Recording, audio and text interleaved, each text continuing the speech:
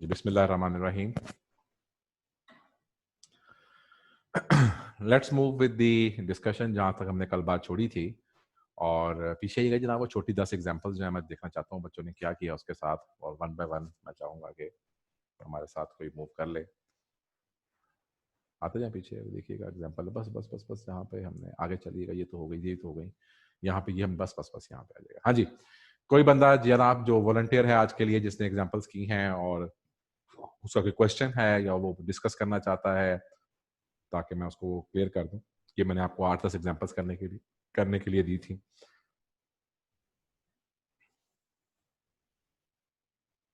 असदुर रहमान, हुमैरा, फायजा।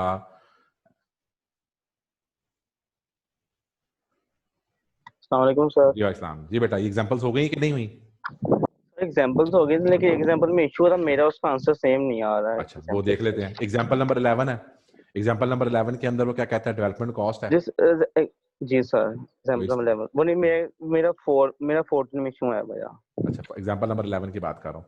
हमने डेवलपमेंट ठीक है कॉस्ट सर। 3,20,000 रुपया एक्सपेंस की है, और टैक्स वालों के पॉइंट ऑफ व्यू से जो है हम उसकी बात करके चलते हैं। देवर बिंग कैपिटलाइज, और हम उसको ऐसा ऐसा कैपिटलाइज करेंगे। टैक्स वाले जो है वो कहते हैं कि जैसे ही आपने डेवलपमेंट कॉस्ट मूव की हम आपको उसी वक्त इसका एक्सपेंस दे देते हैं। तो इसका मतलब ये क्या है? होल टाइमिंग और डिफरेंस। तो फिर टैक्स बेस क्या आई? डिफरेंस है जीरो। जीरो। आगे जीरो। चलिएगा। यहाँ पर हमारे पास नॉन करंट एसेट है और कहता है उसकी वैल्यू जो है वो 50 लाख है, और इसमें टैक्स डेप्रिसिएशन है और साथ टैक्सेबल डेप्रिसिएशन है। तो जाहिर सी बात है, हम टैक्सेबल डेप्रिसिएशन 30 लाख की थी, हमारे मुताबिक टैक्स बेस 50 - 30 20 लाख आ रही है, और कैरिंग अमाउंट जो है वो कैरिंग अमाउंट उसकी टैक्स डेप्रिसिएशन अकाउंटिंग डेप्रिसिएशन के मुताबिक आ रही है। तो यहाँ पर भी टैक्स बेस को निकालना बड़ा सिंपल सा है।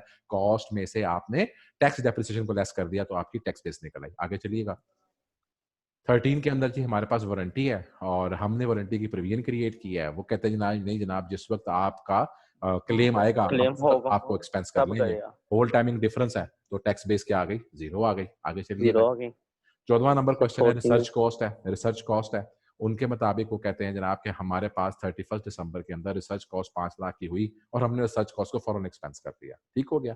जबकि टैक्स वाले हैं, जी सर। वो जो रिसर्च कॉस्ट आपने फॉरन एक्सपेंस कर दी, टैक्स वाले ये कहते हैं कि जनाब रिसर्च कॉस्ट आपका अलाउेबल टैक्स का एक्सपेंस नहीं है, यानी कि हैविंग नो टैक्स कॉन्सिक्वेंस। क्या आ गया? Having no tax no consequence. Consequence. तो फिर जाहिर सी बात है टैक्स बेस क्या आएगी? Carrying amount. लायबिलिटी हो गई। ठीक है जी। ठीक हो गया सर। आगे चलिएगा। आगे चलिएगा न्यूमेरिकल पे। गुडविल है जी। गुडविल के पॉइंट ऑफ व्यू से हमने गुडविल क्रिएट की है 1 लाख रुपए की, जबकि टैक्स के पॉइंट ऑफ व्यू से वो कहता है कि जनाब हमारी किताबों के मुताबिक जब हम वो कहता है कि जनाब इसकी जो गुडविल है इसके ऊपर आपको कोई टैक्स का बेनिफिट नहीं मिलना, तो इसके लिए हैविंग नो टैक्स कॉन्सिक्वेंस है। अब देखिएगा वो करता क्या है, वो टैक्स बेस नील लिखता है लेकिन टेम्परेरी डिफरेंस निकालता है, फिर कहता है कि जी गुडविल के ऊपर हमने डेफर्ड टैक्स क्रिएट नहीं करना। तो इसका मतलब क्या हुआ? उसने टेम्परेरी डिफरेंस को बाद में नील कर दिया। तो हम अपनी जी कैलकुलेशन के सर। मुताबिक टैक्स बेस क्या लिखेंगे? Carrying carrying amount. तो हमारा कैरिंग वैल्यू कैरिंग हमारा अमाउंट। ऑटोमेटिकली जवाब ही आ जाएगा। ठीक होगी बात जी। आगे चलते जी हैं। सर। आगे चलिएगा जनाब। आगे चलिएगा। वही सर बात करता है लोन्स एंड एडवांसेस हैं, और लोन्स एंड एडवांसेस के पॉइंट ऑफ व्यू से क्या हुआ है, हमारे पास 1 लाख रुपया है जिसके ऊपर 5,000 रुपया हमने कैरिंग कॉस्ट को भी बीच में ऐड कर दिया है। जो लोन है हमने 1,05,000 का रख दिया है, लेकिन टैक्स वाले ये कहते हैं कि जो कॉस्ट ऑफ लोन है, ये कॉस्ट ऑफ लोन जो है ये डिडक्टेबल है in the period when the loan is made. ठीक हो गया। तो टैक्स वालों के मुताबिक इसकी फिगर जो है वो 1 लाख रुपया आ रही है, वो 5,000 रुपये को नहीं मान के चल रहे, जबकि हमारे मुताबिक इसकी फिगर 1,05,000 आ रही है। तो भी बड़ी सिंपल सी बात है, जो टैक्स की वर्किंग है उसके मुताबिक हमारे लोन की फिगर 1 लाख है, और वो जो 5,000 रुपया जो है उसको हमने भी एक्सपेंस कर दिया हुआ है। टैक्स वाले इसको हमने भी इसको एक्सपेंस नहीं किया, हम फ्यूचर में जाके इसको एक्सपेंस करेंगे। तो इसलिए क्या हुआ, 1,05,000 के 2 हिस्से बन गए। 1 लाख लहदा बन गया और 5,000 लहदा बन गया। जो 1 लाख था इसके ऊपर चूंकि नो टैक्स कॉन्सिक्वेंस है तो ये लाख वैसे ही आ गया। ये 5,000 जो था टेक्निकली देखा जाए तो ये नील बन गया, क्योंकि ये होल टाइमिंग डिफरेंस है। मैंने 5,000 रुपया उन्होंने एक्सपेंस मान लिया है, हम 5,000 रुपये को फ्यूचर में जाके हम इसको अमोर्टाइज करते हुए एक्सपेंस आउट करेंगे। तो जवाब टोटल क्या आ गया इनका? इनका 1,05,000 बन गया जो ये फिगर है, और मेरा क्या आ गया? 1 लाख जमा सिफर 1 लाख आ गया, और सब हंसी खुशी रहने लगे। ऐसे ही हमारे पास एक नॉन करंट एसेट है, उसकी फिगर 1 लाख रुपए की है। हम एसेट को डेप्रिशिएट कर रहे हैं स्ट्रेट लाइन के ऊपर, टैक्स वाले कहते हैं जनाब कोई इसकी डेप्शन जो है हमें मूव करके नहीं चलनी, deduction is not allowed and there is no deductible. तो उनके मुताबिक जो ये है हैविंग नो टैक्स कॉन्सिक्वेंस का आइटम है। अब हम क्या कहते हैं, वो चीज इसका नो टैक्स कॉन्सिक्वेंस हो, हम उसकी कैरिंग अमाउंट, हम उसकी टैक्स बेस क्या रखते हैं, कैरिंग अमाउंट रखते हैं। कैरिंग अमाउंट का लाख में से लाख लेस किया तो क्या जवाब आ गया, 1.5 लाख गया। वो 0। मैंने आपको ये बताया कि मेरे मेथड में आपको ना एक्सेप्शन सीखने की जरूरत नहीं पड़ेगी। आप वो रूल लगाएंगे तो आपका जो नीचे जवाब आ रहा है बिल्कुल उसके बराबर टक आपका जवाब आ जाएगा उसके। ठीक है, आगे चलते हैं जनाब, आगे देखिएगा। किधर भागी जा रहे हो, रिसीवेबल है, रिसीवेबल 1 लाख रुपए का रिसीवेबल हमारे पास, और जो रिसीवेबल होता है उसके ऊपर कोई टैक्स कॉन्सिक्वेंस नहीं होता। तो जो के रिसीवेबल पे कोई टैक्स कॉन्सिक्वेंस नहीं होता तो फिर उसकी टैक्स बेस क्या होती है, उसकी कैरिंग अमाउंट होती है। सब हंसी खुशी रहने लगे। आगे चलिएगा, आगे चलिएगा, आगे चलिएगा जनाब। ठीक है, मेजरमेंट हमने कल कर ली थी और कुछ ऐसे अब यहां तक हमने बात कर लिया था पैरा 5.4 तक। ठीक है, ये ले जनाब, मेरा ख्याल था कि अगर किसी को कोई प्रॉब्लम होगा मुझसे पूछ लेगा, लेकिन यानी हो मैंने फिर भी आपके साथ एक फास्ट ट्रैक में डिस्कशन कर दी है, तो इसको आप लेके चलिएगा।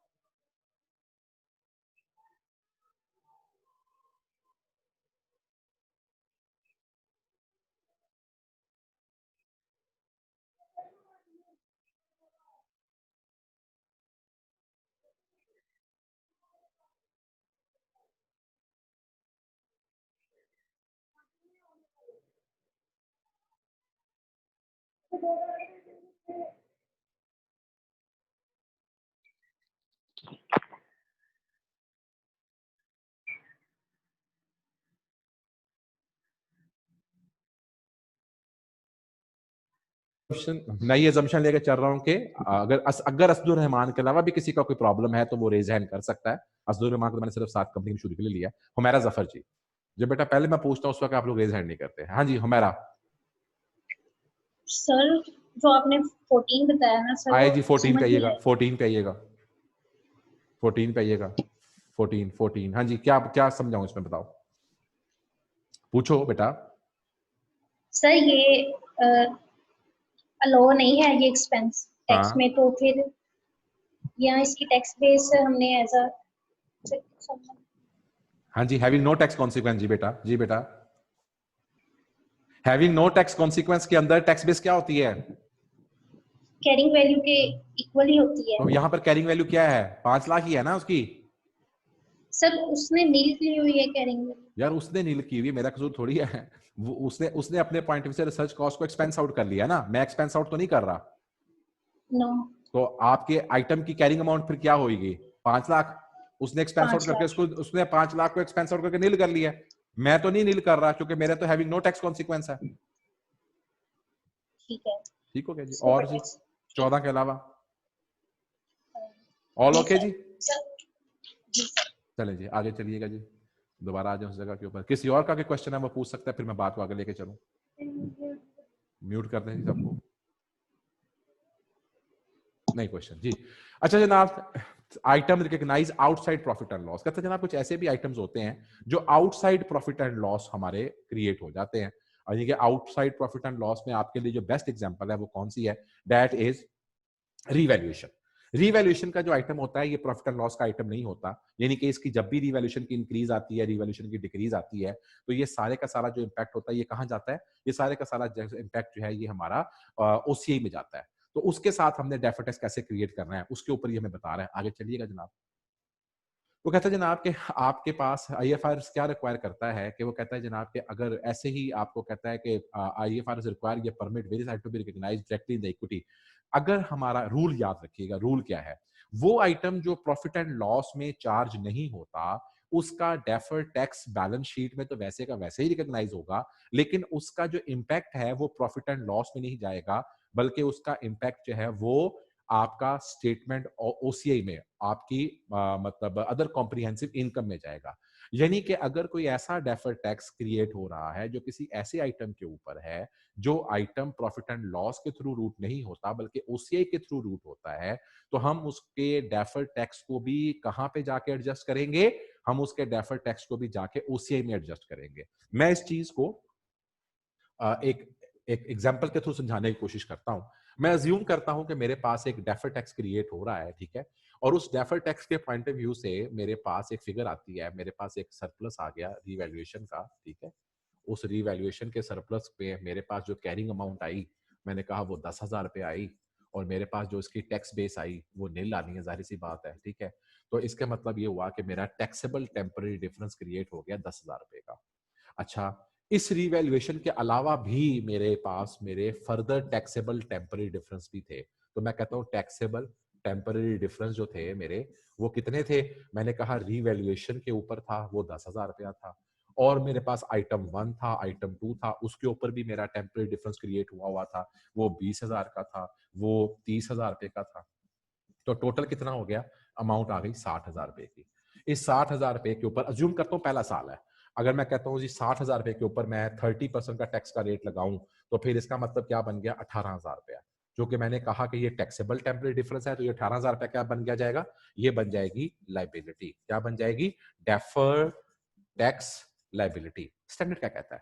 कहता है तुमने इस 18,000 रुपए को कैसे इनकॉर्पोरेट करना है? कहता है इस 18,000 की अगर तुम वर्किंग देखो, तो इसके अंदर ये जो 20,000 रुपए का आइटम है, ये 30 का आइटम है, ये दोनों वो आइटम है जो प्रॉफिट एंड लॉस से रूट हुए हैं। लेकिन ये जो आपके पास रीवैल्यूएशन वाला आइटम है, ये ऐसा आइटम है जो कि प्रॉफिट एंड लॉस के थ्रू रूट नहीं हुआ, बल्कि ये वाला आइटम आपका ओसीआई के थ्रू रूट हुआ है।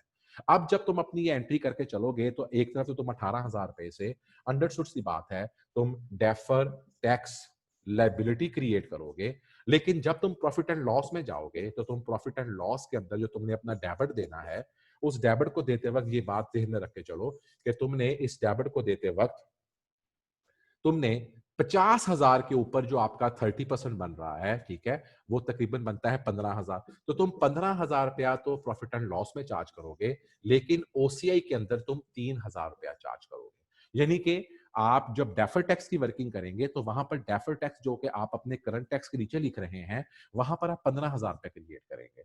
लेकिन ये जो 3,000 रुपया ओसीआई की फिगर की बात कर रहा हूं, इसको आप ओसीआई में चार्ज करेंगे, जहां पर आपने रीवैल्यूएशन को क्रिएट किया है। सो बात वो यही करना चाह रहा है कि वो आइटम जो प्रॉफिट एंड लॉस के थ्रू क्रिएट होके आती है, उससे रिलेटेड डेफर टैक्स भी जो होता है वो प्रॉफिट एंड लॉस को जाके हिट करता है। लेकिन वो आइटम जो ओसीआई से क्रिएट होके आती है, उसके अंदर आपका डेफर टैक्स भी ओसीआई में जाके क्रिएट होगा। और अगर मैं यहां पर उस पीरियड की ओसीआई बनाऊं, ठीक है, तो हम कैसे शो करेंगे? हम कहेंगे रीवैल्यूएशन कितने से हुई है? 10,000 से, और साथ हम इसे कहेंगे डेफर टैक्स।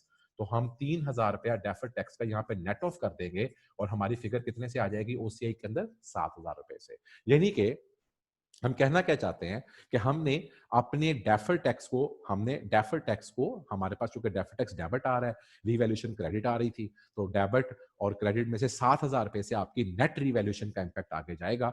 हम ओसीआई के अंदर डेफर टैक्स को उस स्पेसिफिक हेड में से एडजस्ट कर देंगे। वो आइटम जो पीएल के थ्रू क्रिएट नहीं होती, उसका डेफर टैक्स भी पीएल को चार्ज नहीं होता। आप नोट कीजिएगा, बैलेंस शीट की लायबिलिटी में तो फिगर पूरी जा रही है, लेकिन हम प्रॉफिट एंड लॉस में सिर्फ उसी आइटम का डेफर टैक्स दे रहे हैं जो पीएल के थ्रू आता है। वो आइटम जो पीएल के थ्रू नहीं आता, यानी कि ओसीआई के थ्रू आता है, उसका डेफर टैक्स ओसीआई को ही चार्ज किया जाता है। वो ये बात समझाना चाहता है। यहां पर उसने हमारे साथ एक डिस्कशन की है, अगर आप देखिएगा तो उसने हमें यहाँ पर एक फिगर बनाई। उसने कहा 1 लाख का कैरिंग अमाउंट थी, उसकी टैक्स बेस 80,000 रुपए की थी, मेरी डेप्रिसिएशन 10,000 की थी, उसके ऊपर टैक्स बेस 15,000 की आ रही है, तो 90,000, 65,000, 35,000 रुपए का वो सरप्लस क्रिएट कर रहा है। 35,000 रुपए का वो सरप्लस क्रिएट कर रहा है, और यहाँ पर टोटल डेफर टैक्स वो 18,000 क्रिएट कर रहा है। आगे चलिएगा जरा। तो यहां पर उसने हमें क्या कहा? उसने कहा कि हम जब डेफर टैक्स की बात करके चलते हैं, तो हमारे पास डेफर टैक्स में से जो 10,500 रुपया, ये देखिएगा, ये हमारे पास 1,500 रुपया इस साल का जो डेफर टैक्स क्रिएट हुआ, उसमें से 1,500 रुपया हमने प्रॉफिट एंड लॉस को चार्ज कर दिया, और जो 10,500 है जो कि हमारा सरप्लस से रिलेट करके चल रहा है, इसको हमने ओसीआई में जाके सरप्लस के अंदर जाके नेट ऑफ कर दिया। ये नेटिंग ऑफ हो रही है। क्या कर दिया? नेटिंग ऑफ हो रही है, और इसको हमने सरप्लस में जाके, जो कि हमारा ओसीआई से क्रिएट होके आया था, ये वाया ओसीआई जाएगा और जाके रीवैल्यूएशन सरप्लस को नेट ऑफ कर देगा। ये देखिएगा, ये 35,000 का सरप्लस था, और उसके ऊपर ये 10,500 रुपए से हमने डेफर टैक्स क्रिएट किया। इसने जाकर एंट्री किया कि वाया ओसीआई गया, और वाया ओसीआई जाकर रिजर्व्स में जाया, क्योंकि आपको पता है वो आइटम या वो चीजें जो कि ओसीआई के थ्रू जाती हैं, उनको अगर किसी ने प्लस करना है, माइनस करना है, तो उसने भी ओसीआई के थ्रू जाना है। तो ये 10,500 ओसीआई के थ्रू गया और जाके उसने उस आइटम को जाके नेट ऑफ कर दिया, यानी कि सरप्लस को जाके उसने नेट ऑफ कर दिया।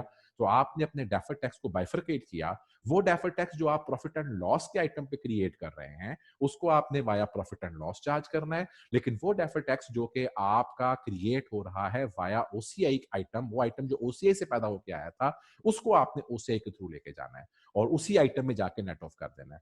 इसमें हमारे पास कुछ और एग्जांपल्स भी हैं, लेकिन आपके यहाँ जो सिलेबस की एग्जांपल है वो सिर्फ और सिर्फ सरप्लस ही है, जो कि वो आपसे पूछ सकता है और वो आपसे इसके मुतालिक बात कर सकता है। आगे चलिएगा जनाब। क्वेश्चन नंबर 22 में आप पे छोड़ के चल रहा हूं और यहाँ पर आपके पास, आप इसके अंदर वही काम करेंगे, आप जाएंगे और इस क्वेश्चन में जाके इसको अटेम्प्ट करेंगे और अटेम्प्ट करने के बाद आप इसको देखेंगे कि हमारे लिए ये क्वेश्चन कैसे अटेम्प्ट हो सकता है। क्वेश्चन नंबर 23 के अंदर अगर आप देखें तो ये एक ट्रायल बैलेंस दिया हुआ है, आगे चलिएगा। और इस ट्रायल बैलेंस के बाद उसने हमें कुछ यहाँ पर एडजस्टमेंट्स दी हुई हैं, आगे चलिएगा। सारी एडजस्टमेंट्स हैं, चलते जाएं आगे। और फिर हमें यहाँ पर जाकर उसने क्या किया, उसने यहाँ पर हमारे पास एक प्रॉपर पहले प्रॉफिट एंड लॉस बनाया उसका, आगे चलें। उसके बाद उसने हमारे पास उसकी सारी वर्किंग्स की और इस क्वेश्चन के अंदर उसने क्या किया, उसने आपके लिए डेफर्ड टैक्स क्रिएट किया। अच्छा, अब मैं आपके साथ इन क्वेश्चंस, अब आगे हमारे पास सिर्फ देखिएगा सिर्फ क्वेश्चंस रह गए, if I am not wrong. हमारा यहाँ पर चैप्टर की discussion carry forward losses and tax credit मैं बता चुका हूँ कि उसके ऊपर डेफर्ड टैक्स क्रिएट होता है और ये डेफर्ड टैक्स एसेट होता है, ये डिडक्टेबल टाइमिंग डिफरेंसेस हैं। आगे चलिएगा, दिखाइएगा जरा specific example with the calculation of entries हमारे पास हैं, ये भी मैं आपके साथ आगे एग्जांपल नंबर 5.8 को खोलिएगा जरा, क्या एग्जांपल दी हुई है इसने। ये हमें एग्जांपल दी हुई है 5 लाख का अकाउंटिंग का प्रॉफिट है, टैक्स का रेट है, करंट टैक्स है, डेफर्ड टैक्स आया और फिर उसने डेफर्ड टैक्स की वर्किंग, पीछे ही जरा मैं क्वेश्चन देख लूँ, क्वेश्चन में उसने क्या कहा है। कंपनी 25% उसके पास है, रिमेनिंग से 10% डिप्रिशिएट करना है, कंपनी में अकाउंटिंग प्रॉफिट फॉर 5 लाख और 6 लाख। जनाब ये वो एग्जांपल है जो मैंने आपसे शेयर की थी, जैसे मैंने कहा था कि अगर आपको पता हो कि किस किस पीरियड में आपने डेफर्ड टैक्स को रिवर्स करना है, तो आपने उस पीरियड के मुताबिक अपनी वो फिगर जो है उसे कंप्यूट करके उस पीरियड का टैक्स का रेट लगा के चलना है। ये वो एग्जांपल यहाँ पर आपके साथ शेयर कर रहा है। और आगे चलिएगा जरा, दिखाइएगा मुझे टैक्स की लायबिलिटी A2, आगे चलते जाएं और आगे चलते जाएं। लीज होल्ड एसेट मैनेजर से हमारा कोई लीगल पॉइंट तो नहीं जाएगा जो मैंने अभी डिस्कस नहीं किया, फिर मैं न्यूमेरिकल्स के ऊपर आता हूँ। तो मेरे ख्याल में ये आगे सिर्फ एग्जांपल्स हैं जिसको हमने सॉल्व करना है, एम आई राइट। प्रेजेंटेशन है, चलिएगा प्रेजेंटेशन मैंने करवा दिया आपको डिस्क्लोजर के पॉइंट ऑफ व्यू से। अच्छा, यहाँ पर पीछे आइएगा। ये डिस्क्लोजर का पोर्शन रहता है। डिस्क्लोजर के पोर्शन के अंदर हम पहले कुछ क्वेश्चंस डेफर्ड टैक्स से कर लें, तो फिर ये मैं आपके साथ डिस्क्लोजर का पोर्शन फिर डिस्कस करूंगा। आगे चलिएगा जरा प्लीज, मैं डिस्क्लोजर के पोर्शन के ऊपर समझ गया हूँ, रिकंसिलिएशन का हमने आइटम करना है, चलते जाइएगा प्लीज। ये 2 किस्म के डिस्क्लोजर्स बनते हैं, बड़े ही आसान से डिस्क्लोजर्स हैं, मुश्किल नहीं है।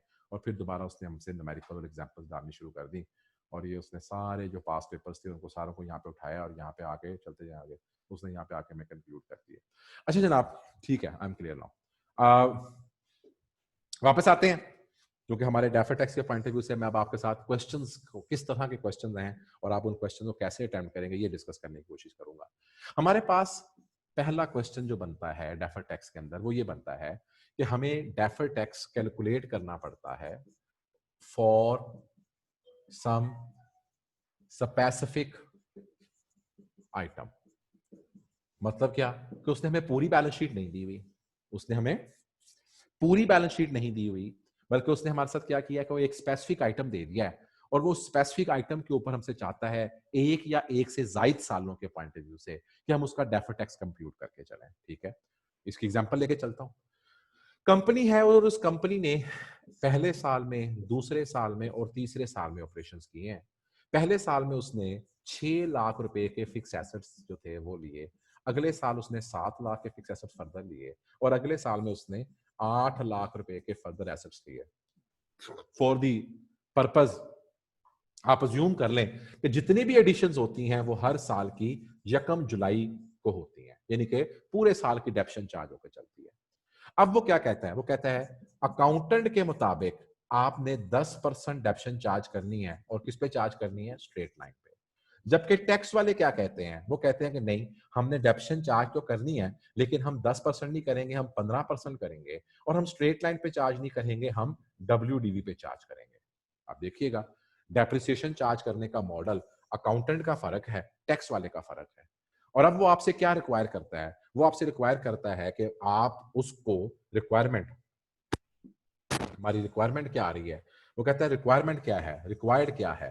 कहता है रिक्वायर्ड ये है कि आप क्या करें, आप defer tax for each year, हर साल का डेफर टैक्स कंप्यूट करके दें जो आपने कंप्यूट करना है फॉर ईच ईयर।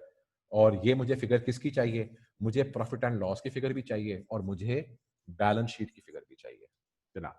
ये आपकी रिक्वायरमेंट है। एक आइटम है, और वो आइटम कौन सा है? वो आइटम है, मैंने यहां पर एग्जांपल दिया आपको, फिक्स्ड एसेट। अब जाहिर सी बात है हम किसी एक एग्जांपल के ऊपर ही बात करेंगे। मेरे पास ओपनिंग एसेट 0 थे, X1 में मैंने 6 लाख के एसेट लिए, X2 में मैंने 7 लाख के एसेट फर्दर ऐड कर दिए, X3 में मैंने 8 लाख के एसेट फर्दर ऐड कर दिए। और आपको वो पूरी बैलेंस शीट नहीं दे रहा, वो सिर्फ एक आइटम पकड़ रहा है आपके साथ और आपसे क्या कह रहा है? कहता है 1 जुलाई को हमने सारी एडिशंस की थी, X1 वाली भी 1 जुलाई को की थी, X2 वाली भी 1 जुलाई को की थी, X3 वाली भी 1 जुलाई को की थी, हर हर साल के अंदर। ठीक हो गया? और अकाउंटेंट के मुताबिक डेप्रिसिएशन 10% है, टैक्स वाले के मुताबिक डेप्रिसिएशन 15% है। डेप्रिसिएशन अकाउंटेंट स्ट्रेट लाइन पे चार्ज करता है, टैक्स वाला WDV पे चार्ज करता है। आपसे क्या कहता है? तीनों सालों की मुझे बैलेंस शीट की फिगर निकाल के दें और तीनों सालों की मुझे प्रॉफिट एंड लॉस की फिगर निकाल के दें। लेट्स सी हम इस क्वेश्चन को कैसे अटेम्प्ट करेंगे। It's very simple. अगर हम इसके सोल्यूशन के ऊपर जाते हैं, मैं सोल्यूशन सॉल्व तो नहीं कर रहा, लेकिन मैं क्या करूंगा? मैं कहूंगा ये X1 है, मैं कहूंगा ये X2 है और मैं कहूंगा ये X3 है, क्योंकि 3 साल है। अब जाहिर सी बात है मैंने ये तीनों सालों की वर्किंग करनी है, वर्किंग आप करेंगे, मैं नहीं करूंगा।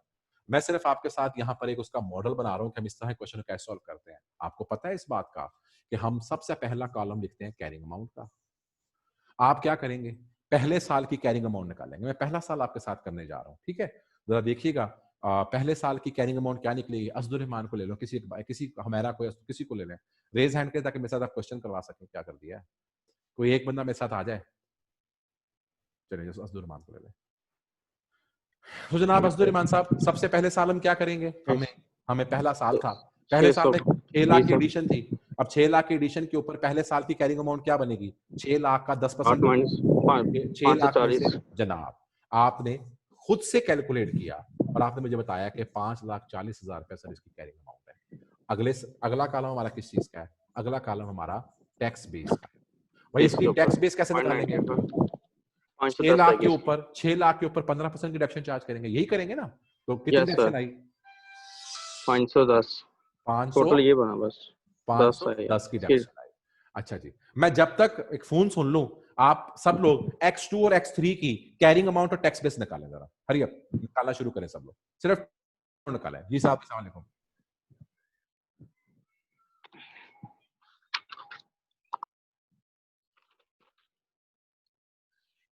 600, 700, 800, X2, X3, X1, 600 रुपये 540, 700, 600 जमा 700, 1300, 504, 700 से 0.7, 90 जमा 540 से 0.90, 1100, 800,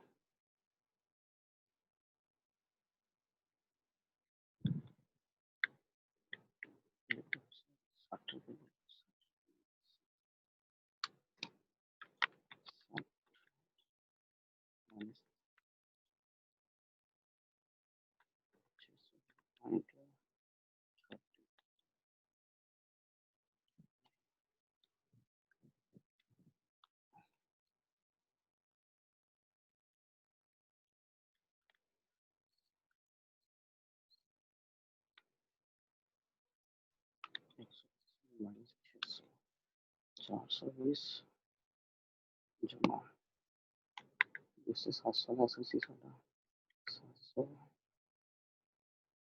0.1, 140, 700, जमा 800, 800, 0.1, 800,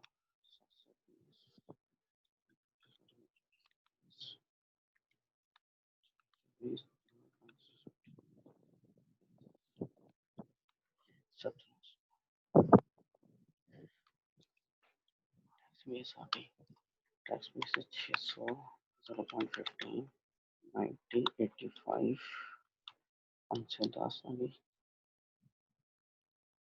510, अगले साल ये ज़रा 600, adjusting as 600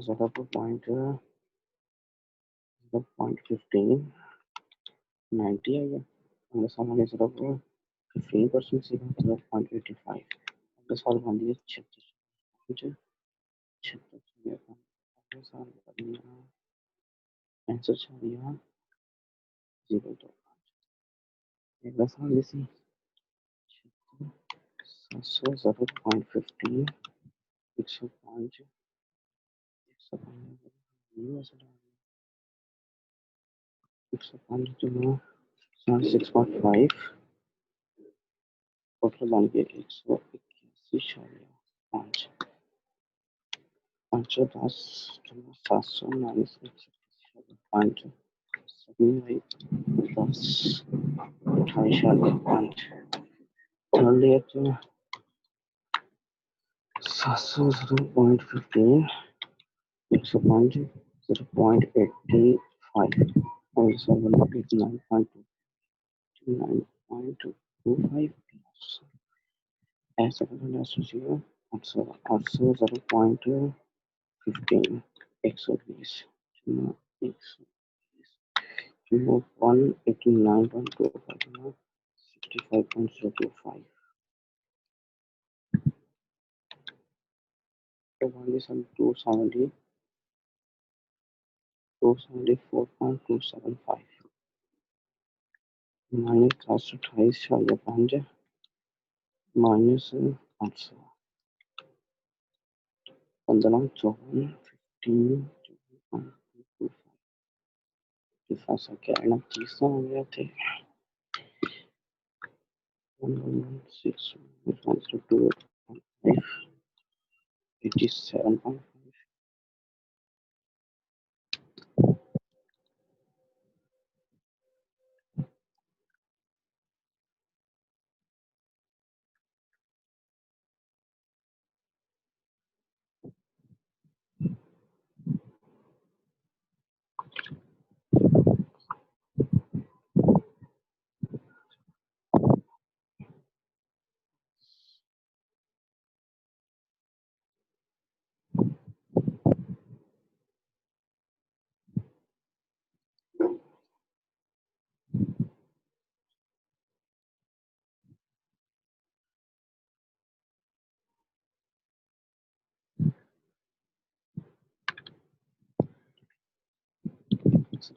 minus 1.225, 145.77,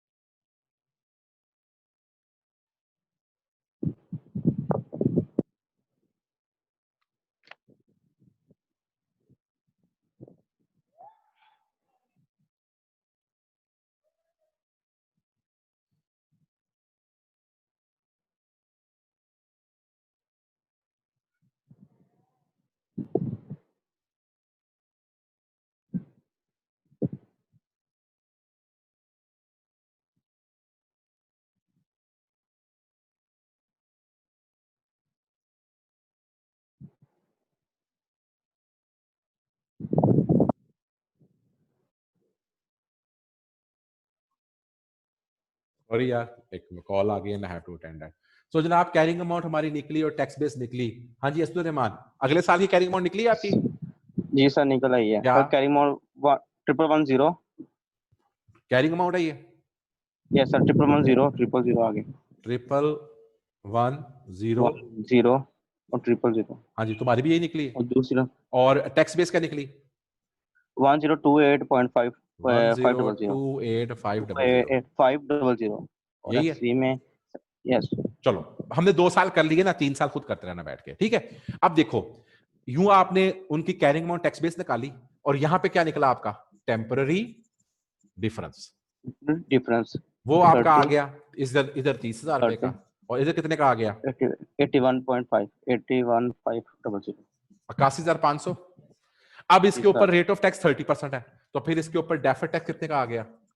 0.30 sir. Deferred tax बनता है 33.45। 30 है, 30,000 का 30, 33। 33। अगर मुकम्मल का मैंने लिया था सर। नहीं नहीं सर ऐसे नहीं नहीं किया करना है मैंने। यार, टेम्पररी डिफरेंस का लेते हैं सर बेटा, क्या हो गया तुम्हें? तू सर वैसी 9 आएगा वो। ऐसी मैंने टोटल ऐसी कर लिया ऐसी सर। हरकत करदा ना कि मैं तेरे कान फड़ा दा। सर 9 क्या 9? 9,000 9,000 9,000। और यहाँ पर 81.50.30 24,450। डन। अब चूंकि डेफर टैक्स यस के सर। पॉइंट ऑफ व्यू से हमें नजर आ रहा है कि ये डेफर टैक्स में लायबिलिटी केस है, एम आई राइट जी? ये डेफर टैक्स जो यस सर। निकल रहा है यहाँ पर, ये टेम्पररी डिफरेंस जो है, ये कौन सा टेम्पररी डिफरेंस है? ये deferred taxable tax temporary liability. Difference है, तो ये डेफर टैक्स लायबिलिटी है। तो इसका मतलब ये डेफर टैक्स जी क्या सर। बन गया? ये डेफर टैक्स लायबिलिटी बन गई। तो पहले साल की जी सर। लायबिलिटी 9,000 की होगी, दूसरे साल में लायबिलिटी 24,450, ऐसे ही थर्ड 450 ईयर बन जाएगी। अब जरा देखिएगा अगला स्टेप, आखिरी स्टेप करने जा रहा हूं, और वो है प्रॉफिट एंड लॉस में क्या आएगा। ठीक है, तो पहले साल तो जाहिर सी बात है प्रॉफिट एंड लॉस में 9,000 रुपया डेबिट हो जाएगा। Am I right? जी सर। प्रॉफिट एंड लॉस में 9,000 रुपया डेबिट हो जाएगा और बैलेंस शीट में 9,000 रुपया क्रेडिट हो जाएगा।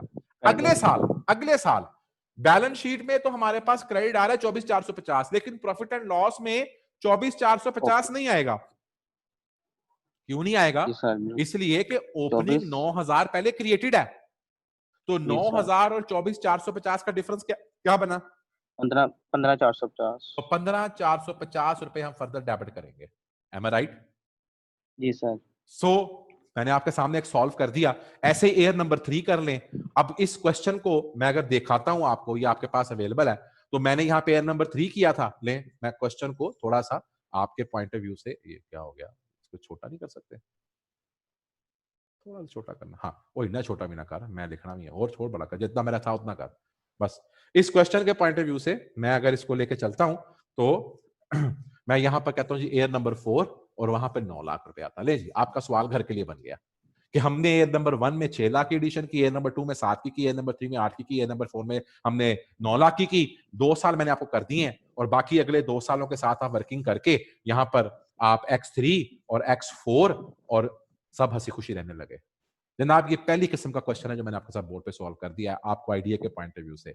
इस तरह जरूरी नहीं है कि वो फिक्स एसेट की बात करे, वो एक आइटम पकड़ेगा और एक आइटम पकड़कर आपसे 3, 4, 5 साल की वर्किंग करवा सकता है। That is one type of question. Second type of question, वो आपको मल्टीपल आइटम्स दे और कहे कि इसकी टैक्स बेस कैलकुलेट कर दो। क्या कैलकुलेट कर दो? टैक्स बेस कैलकुलेट कर दो। वो आपको कह दे, अच्छा ये टैक्स बेस कैलकुलेट करने के लिए वो कैसे कर सकता है? वो कहेगा जी ए, वो कहेगा बी, वो सी और डी, इस तरह 4-5 एडजस्टमेंट कर दे। वो कहता है जी एन एसेट, ये देखिएगा, हैज कॉस्ट ऑफ 1 लाख। ठीक हो गया जी। Accounting depreciation is 10% while tax depreciation is 25%। No, आपने क्या कैलकुलेट करना है? Tax base. तो जनाब क्या टैक्स बेस होगी इसकी? 1 लाख के ऊपर 25% की आपने डेप्शन चार्ज की, तो फिर पीछे क्या बचा? हेलो, मेरी आवाज आ रही है? 75। तो आप सिर्फ टैक्स बेस निकाल के बताएंगे वो क्या है? 75। अच्छा, वो कहता है, ये उठाओ यार अपना कर्सर, वो कर्सर के पीछे कर ला। वो केस बी कहता है, केस बी कहता है ये कंपनी पेड पेनल्टी, कंपनी ने पेनल्टी पे की ऑफ 50,000। ठीक है जी। और फिर क्या कहता है? Penalty has penalty can not be deductible for tax. तो कहता है टैक्स जो है, पेनल्टी जो है, वो टैक्स के लिए एज एन एक्सपेंस डिडक्ट नहीं होती। तो भाईजान फिर इसकी टैक्स बेस क्या होगी? रूल क्या लगा? Having no tax consequence. तो फिर ऑटोमेटिकली हमारी ये 50,000 की फिगर क्या बन जाएगी? ये 50,000 की पेनल्टी की फिगर ऑटोमेटिकली बैलेंस शीट में हमारी एज अ कैरिंग अमाउंट के ऊपर शो हो जाएगी। तो this can be the one thing. वो ऐसे ही कह सकता है कि company provided for bad debt provision of rupees, लो जी 10,000। कंपनी ने बैड डेट की प्रोविजन क्रिएट की है, कितने की? 10,000 की। Tax deduct only on actual bad debt. Tax वाला कहता है जब तेरा एक्चुअल बैड डेट होगा मैंने फिर मानना है। तो फिर इसका मतलब क्या हुआ? Timing difference, whole timing difference. तो फिर ये प्रोविजन की जो फिगर होगी ये हमारे लिए वो तो बात की बात है, हमारे लिए बैलेंस शीट में इसकी टैक्स बेस क्या आएगी? हमारे लिए बैलेंस शीट में इसकी टैक्स बेस आएगी निल। सो भाईजान, so many questions they can be done for like this. Done sir? ये आपका सेकंड टाइप ऑफ क्वेश्चन आ गया। थर्ड टाइप ऑफ क्वेश्चन क्या होगा कि वो आपको एक आइटम नहीं देगा इस दफा वो आपको मल्टीपल आइटम्स दे देगा। ठीक हो गया। एंड रिक्वायर, यार मना करो यार, कौन है हैं? सो आपको वो मल्टीपल आइटम दे देगा और रिक्वायर करेगा क्या कैलकुलेट करो, टैक्स बेस। मिसाल के तौर के ऊपर वो कहता है calculate deferred tax for the year. क्या कैलकुलेट करो, deferred tax for the year. और फिर क्या कहता है, एक एडजस्टमेंट, दो एडजस्टमेंट, तीन एडजस्टमेंट्स। वो कहता है पहला ग्रेचुटी की इस साल में ये पे की किताबों के मुताबिक, और टैक्स वाला ये कहता है फिक्स एसेट ये था, ये कहता है फलां ये था, ये कहता है। अब आपने क्या करना है, आपको जो उसने एक आइटम दिया ग्रेचुटी का, एक आइटम दे दिया उसने फिक्स एसेट का, एक उसने दे दिया अक्रूड एक्सपेंसेस का, ठीक हो गया, एक उसने आपको आइटम दे दिया मैं कहता हूं सपोज पेनल्टी का, और कहता है ये सारे आइटम देके कि अब डेफर्ड टैक्स कैलकुलेट करो। तो तुम क्या करोगे, तुम इसके मल्टीपल आइटम्स के ऊपर डेफर्ड टैक्स कैलकुलेट करने का तरीका क्या करोगे, तुम यहां पे लिखोगे आइटम, आइटम क्या है, उस आइटम का नाम सपोज मैंने कहा पेनल्टी, उसकी यहां पे निकालोगे कैरिंग अमाउंट, यहां पे निकालोगे उसकी टैक्स बेस, फिर निकालोगे उसके ऊपर टेम्पररी डिफरेंस, और फिर वही बैलेंस शीट। और आपको सॉरी ये इसका balance sheet profit and loss की यहां पे जरूरत नहीं पड़ेगी, बल्कि आप यहां पर उसकी जो फिगर निकाल लोगे, ठीक है। फिगर निकालने के बाद ये पहला आइटम हो गया पेनल्टी का, यहां पर आपने उसकी टेम्पररी डिफरेंस निकाल लिया।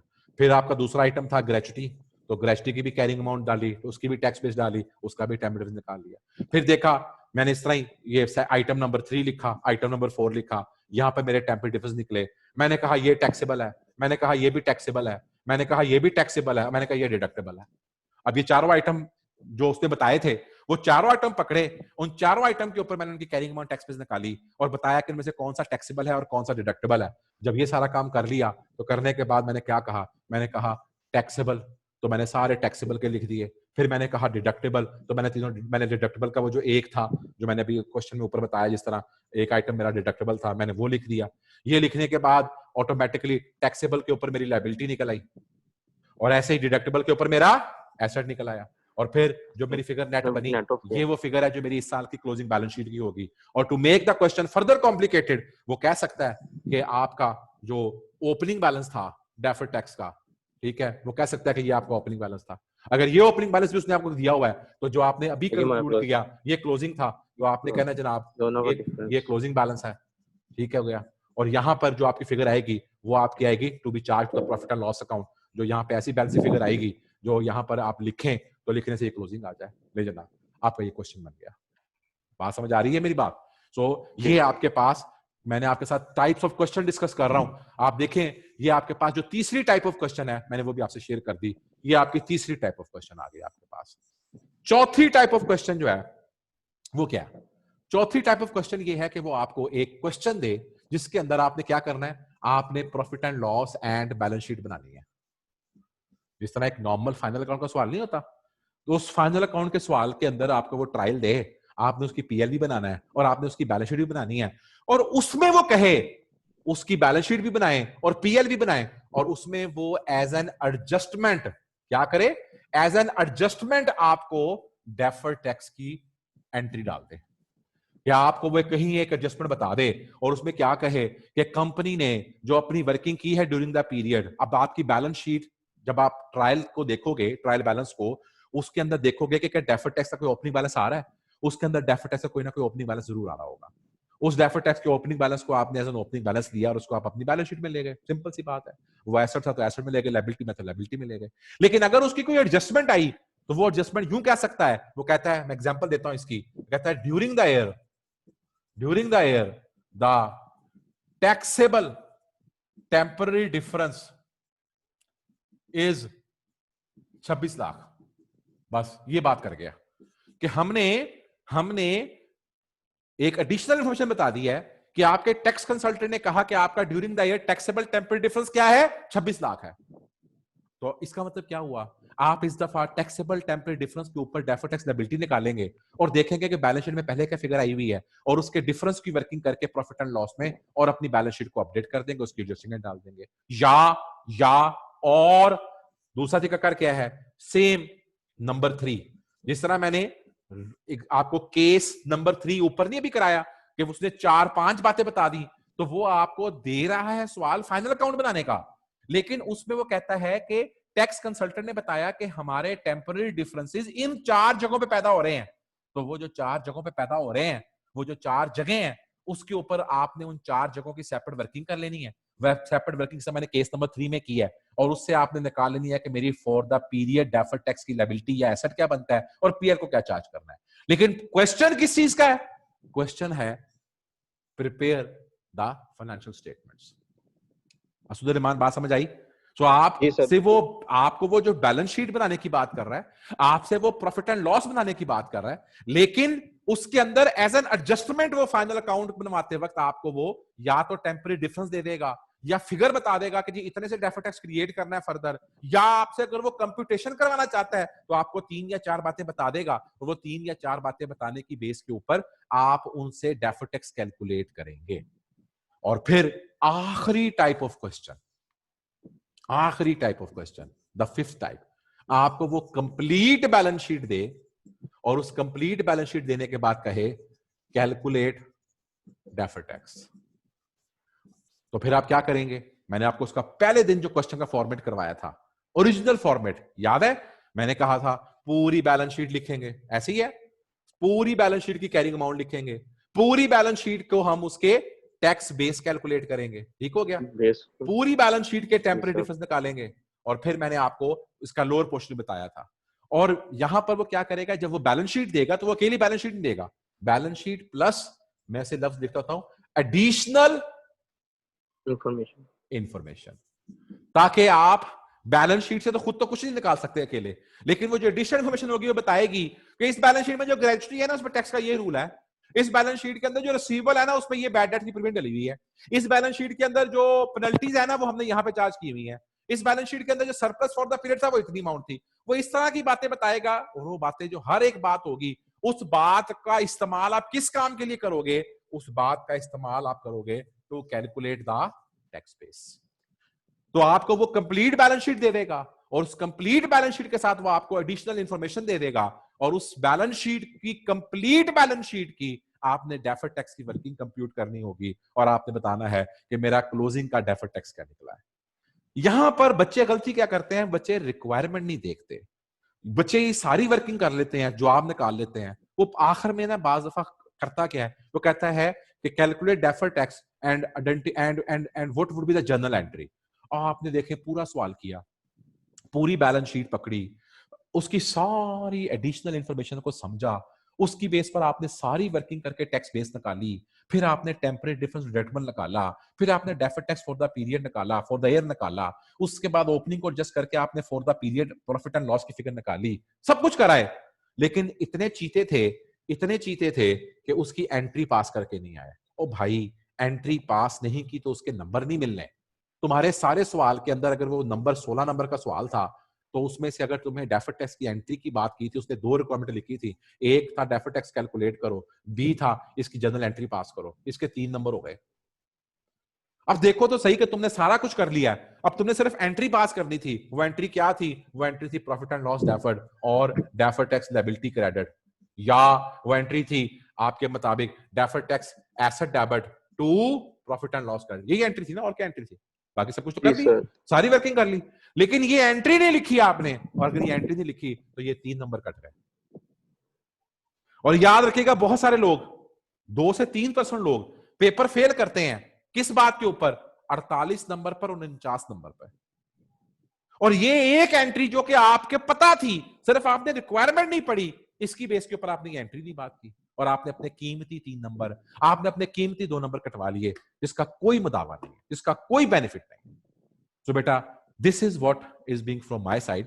ये वो चीजें हैं जहां पे जाके आप गलती करके चलते हैं, जहां पर आपकी मल्टीपल गलतियां होती हैं।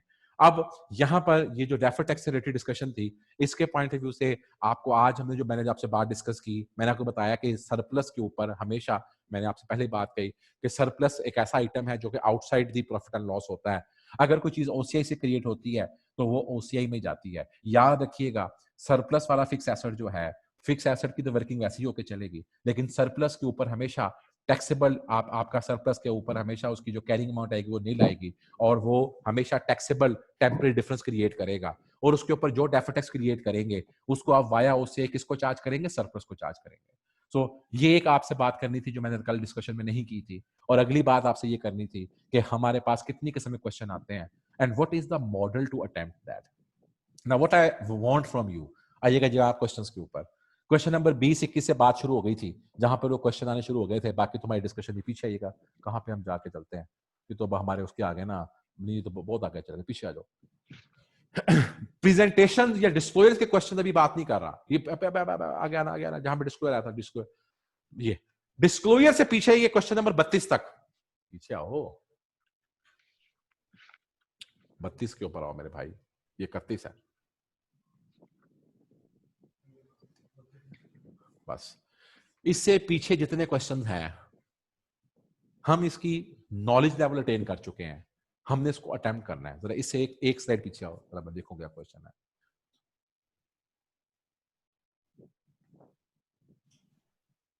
ये जनाब offset of deferred tax asset और लायबिलिटीज क्या कहता है। मैं सर आपको दिखा रहा हूं कि टेंशन ना लीजिएगा।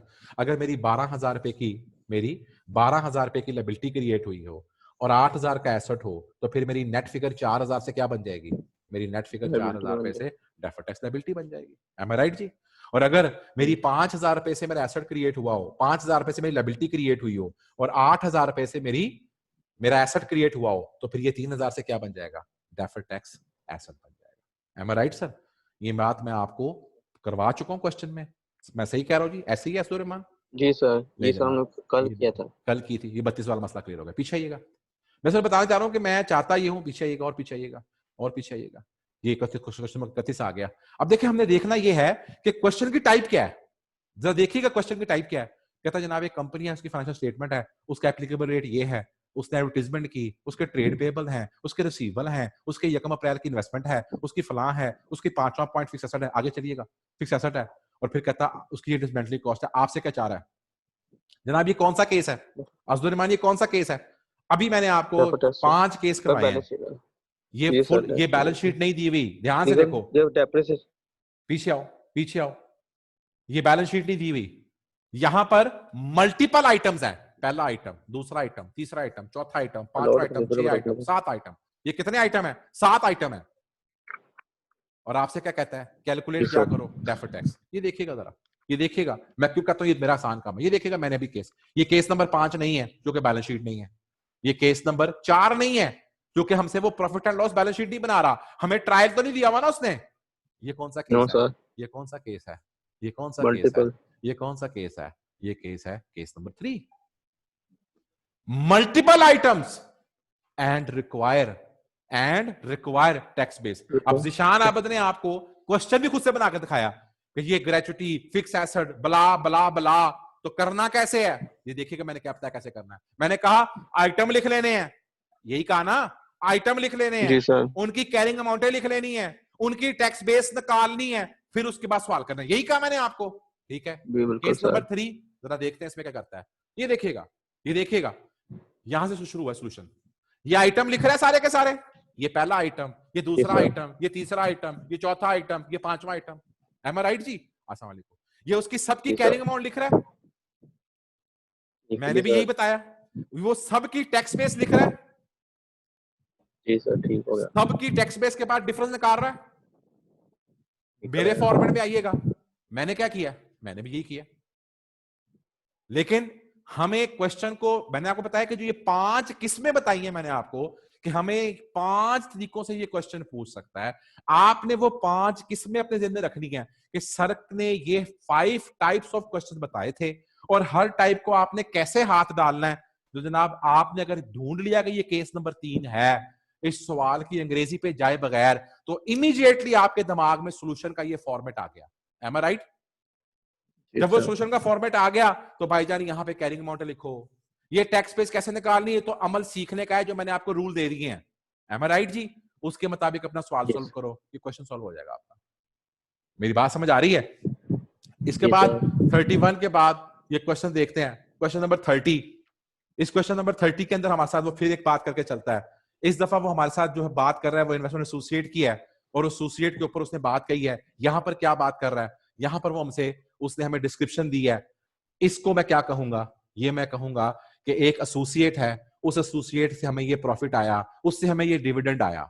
ठीक होगी बात? Yes, कौन sir. सा केस है, देखते हैं कौन सा केस है। ये केस जाहिर सी बात है मल्टीपल आइटम्स का तो नहीं है, ये केस में टैक्स बेस तो नहीं मांग रहा। तो भाईजान ये किसका केस है? ये पहला केस है। ये किसी एक स्पेसिफिक चीज के ऊपर, किसी एक स्पेसिफिक इशू के ऊपर आपसे क्या निकलवाना चाह रहा है, दिस वन। वो किसी एक स्पेसिफिक आइटम पे आपसे डेफर्ड टैक्स निकलना चाह रहा है।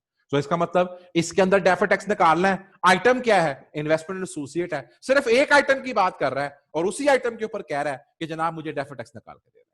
इज इट क्लियर जी? पीछे चलते Yes, हैं, sir. देखते हैं इस क्वेश्चन में उसने हमारे साथ क्या किया है। क्वेश्चन नंबर 29 आ गया। कौन सा क्वेश्चन है? इसके अंदर पास करने सर इसमें उसने क्या कहा, taxation. उसने उसने हमें रिक्वायरमेंट क्या किया, उसने कहा जनरल एंट्रीज फॉर टैक्सेशन पास करके दे मुझे। अच्छा, और आगे रिक्वायरमेंट में अब जाहिर सी बात है, हमने जब जनरल एंट्रीज पास करनी है तो इसके अंदर हमें क्या करना पड़ेगा, हमें करंट टैक्स निकालना है और डेफर्ड टैक्स निकालना है। M I right ji? Yes, ये ले, sir. पहली एंट्री, ये दूसरी है, एंट्री नहीं है, पहली एडजस्टमेंट, दूसरी एडजस्टमेंट, तीसरी एडजस्टमेंट, चौथी एडजस्टमेंट, पांचवी adjustment, Chhathi adjustment. M I right जी? ये 6 एडजस्टमेंट दी हुई हैं। तो इसका मतलब कौन सा केस आ गया? ये मल्टीपल, जनाब कोई बैलेंस शीट नहीं दी हुई, कोई बैलेंस शीट नहीं दी हुई, कोई प्रॉफिट एंड लॉस नहीं दिया हुआ, किसी किस्म की हमसे वो फाइनेंशियल स्टेटमेंट नहीं बनवा रहा। हमें उसने कोई ऐसे आइटम, ना केस 1 बन रहा है, सिंगल आइटम नहीं है, ना यहां पर हम कहें कि जी उसने हमें बैलेंस शीट बनाने के लिए कह दिया है, प्रॉफिट एंड लॉस बनाने के लिए कह दिया है, ना, सिंपल वही मल्टीपल आइटम्स हैं। उन मल्टीपल आइटम्स के मुताबिक हमसे चाहता है कि हम उसको इन मल्टीपल आइटम्स को सामने रखते हुए करंट टैक्स निकाल के दें और इन मल्टीपल आइटम्स को सामने रखते हुए डेफर्ड टैक्स निकाल के दें। That is what he is being asking for. आप नोट करें, आपके 70% क्वेश्चन जो है वो केस 3 के हैं। ये जनाब फिर वही केस 3 का क्वेश्चन है। पहले कॉस्ट है, ये इंस्टॉलमेंटें हैं, ये लीज की आइटम है, ये इंटरेस्ट का रेट है, बाकी सारी कहानी है, निकाल के क्या दो। मैं चाहता हूं कि तुम मुझे कोई और केस मिल जाए जहां से मैं आपके साथ थोड़ा सा, उसने कोई हमें कोई ना कोई फिगर दी हो जहां पर यार हौसला कर, हौसला कर, हौसला कर, हौसला करया कर पुत्र। ये ले, निकल आया केस। जनाब क्या दिया हुआ है? ट्रायल। जैसे ही नजर आया ट्रायल तो इसका मतलब वो क्या करने लगा, वो मुझसे फाइनेंशियल स्टेटमेंट बनवाने लगा है, और उस फाइनेंशियल स्टेटमेंट बनवाने के लिए उसने मुझे क्या दे दिया है? मुझे ट्रायल दे दिया है। अगर उसने मुझे ट्रायल दे दिया है तो अब कहता है कि मुझे फाइनेंशियल स्टेटमेंट बना के दो, वाइल फाइनेंशियल स्टेटमेंट, और उन फाइनेंशियल स्टेटमेंट के अंदर वो मुझे कुछ ये एडजस्टमेंटें बता रहा है, और इन एडजस्टमेंटों की बेस के ऊपर ये फाइनेंशियल स्टेटमेंट्स की एडजस्टमेंट्स हैं सारी की सारी। तो वो चाहता क्या है? वो चाहता ये है कि तुम उसको फाइनेंशियल स्टेटमेंट बना के दो और उसमें ये एडजस्टमेंटें इस्तेमाल करो। याद है मैंने आपसे क्या कहा था? मैंने कहा था फाइनेंशियल स्टेटमेंट के अंदर जरा केस निकालते हैं ये चेक करने के लिए कि मैंने कोई चीज वहां पर मिस तो नहीं की। फाइनेंशियल स्टेटमेंट का सिनेरियो देखते हैं किधर है हमारा। हमारा फाइनेंशियल स्टेटमेंट सिनेरियो मेरे ख्याल में सिनेरियो नंबर 4 है, if I am not wrong. 4 है या 5 है? ये 4 है। इतना मैं बुढ़ा नहीं होया कि मुझे ना याद हो। 4 है। मैंने क्या कहा? मैंने कहा वो आपसे फाइनेंशियल स्टेटमेंट नहीं है, बैलेंस शीट प्लस एडिशनल सम। बेटा ये बैलेंस शीट दोनों दी उसमें, बैलेंस शीट पीएल दोनों मांगे यार। एक मिनट, अब ये क्वेश्चन नंबर 23 में तुम्हें बैलेंस शीट नजर आ रही है? अज़दुर रहमान, तुम्हें क्वेश्चन नंबर 23 में बैलेंस शीट नजर आ रही है? फिर सारा मेरा टाइम क्यों जाया करने है कह के बैलेंस शीट दी हुई है? ये ट्रायल बैलेंस दिया हुआ है। वो ट्रायल बैलेंस में तुमसे मांग क्या रहा है? जब तुम्हें ट्रायल बैलेंस दिया हो तो बैलेंस शीट कहां दी हुई है? ट्रायल बैलेंस का मतलब ये है कि इसमें पीएलबी और बैलेंस शीट दोनों आइटम दिए हुए हैं। तो ये केस नंबर 4 बनेगा कि 5 बनेगा? 4। तो 5 में तो बैलेंस शीट बनी होती है और साथ देता है वो एडजस्टमेंट है। यहां पर मैंने क्या कहा था आपको? क्या दिया हुआ उसने? ट्रायल दिया हुआ है, और आपसे क्या रिक्वायर करता है? मुझे पीएल बना के दो, मुझे बैलेंस शीट बना के दो। और फिर मैंने कहा था कि वो क्या करेगा? या तो आपको पीएल और बैलेंस शीट की बाकी एडजस्टमेंटों में उलझाते हुए, जिसमें वो स्टॉक की एडजस्टमेंट और बाकी सब एडजस्टमेंटें करवाएगा, और साथ क्या कहेगा कि यार इतनी सी फिगर दे के कि मुझे डेफर्ड टैक्स निकाल दो।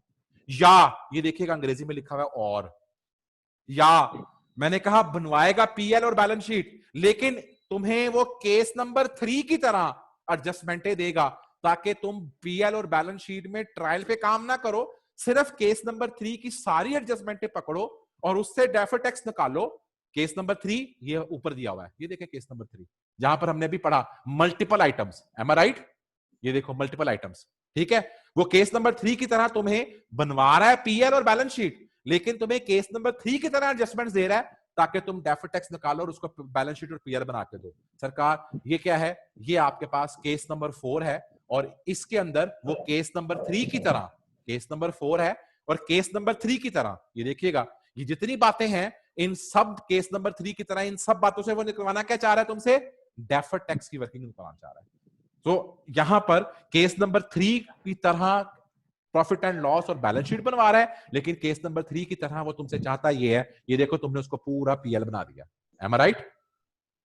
लेकिन इस पीएल को बनाते वक्त तुम्हें इस पीएल को बनाते वक्त तुमने क्या किया, तुमने इस पीएल को बनाते वक्त तुमने जो अपनी वर्किंग करनी थी, ये देखिएगा तुमने कंप्यूटेशन ऑफ करंट टैक्स निकाल के दी और फिर तुमने इसके अलावा अपनी डेफर्ड टैक्स की वर्किंग सारी की और उसको डेफर्ड टैक्स की वर्किंग मूव करवा के तुमने करंट टैक्स, और ये देखो ये सारी की सारी डेफर्ड टैक्स निकल रहा है कि नहीं निकल रहा, एम आई राइट?